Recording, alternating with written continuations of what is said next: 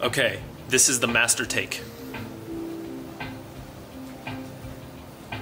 Hello, I'm Ben Sherman, and you are looking at the menu screen for the game Errantry. This is a game that would be played on the Nintendo Wii and would use the Wiimote and Nunchuck for a gestural interface.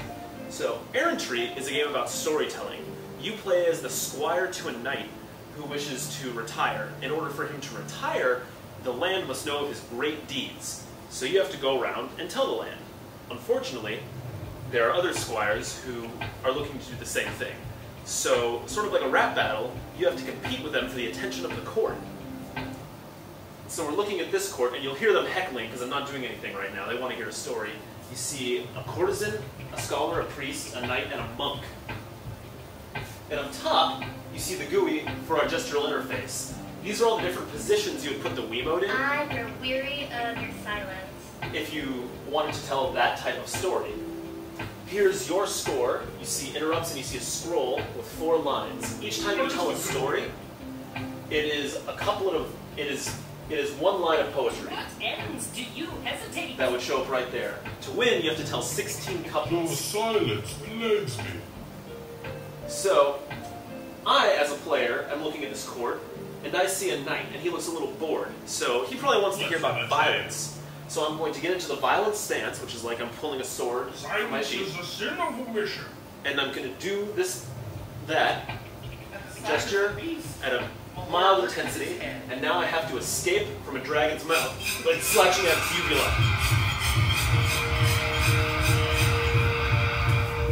Whew. Alright. A flick of the blade, and the dragon was dead. And you see now, my player has told a line of poetry about violence. You've no vow of silence, have you? Something to pay attention to in this game, though, is that you can't just spam violence and expect to entertain the knight. Nor can you, spam wisdom and expect to entertain the scholar, or, like with the priest, the courtesan, and the monk. You have different intensities that you tell them at. So, if I were to do violence at a very mild intensity, you can see the bar up there. He doesn't want to hear that. He already heard a violent story that was very intense, and so he's got to hear something else he might like, or maybe a more intense violent story. This is something that you would learn as a storyteller. Out with it, you wretch! So what you learn in this game is the dexterous skill of how, as a public speaker, you use your hands when you're emphasizing ideas. So like, my knight was thinking, or, he was so pious. Also, there's a strategic game. You're juggling the attentions of a court. It's a little bit like spinning plates, so you can't just, tell violence and mercy, and entertain one guy, because you'll get booed out because the other 4 people don't want to hear that. And so you're learning the skill of being a public speaker and a storyteller. And of course, there's another guy who's trying to do the same thing. I'm not going to go into it because there's not another player, but I can show you. I am the interactive player right now, and so if I hold down the D-pad, you can see that I have an interrupt that's called befuddle. I can't use it right now because he's not trying to tell a story, but if he was trying to tell a story, I could befuddle, and then maybe instead of telling a violent story, he would tell a faith story.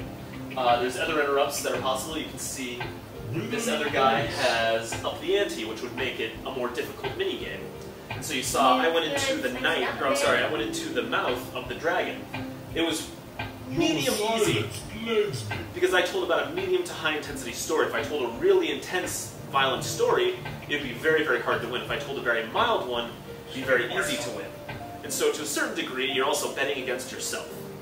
That's your weekly battle too. This game is very extendable.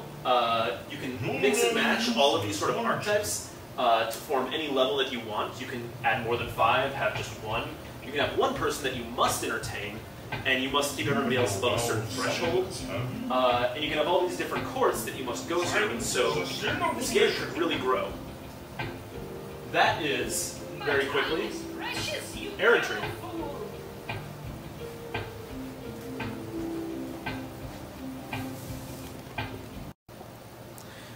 If you're interested in following development of Errantry, you can go to errantrythegame.com and download the latest version.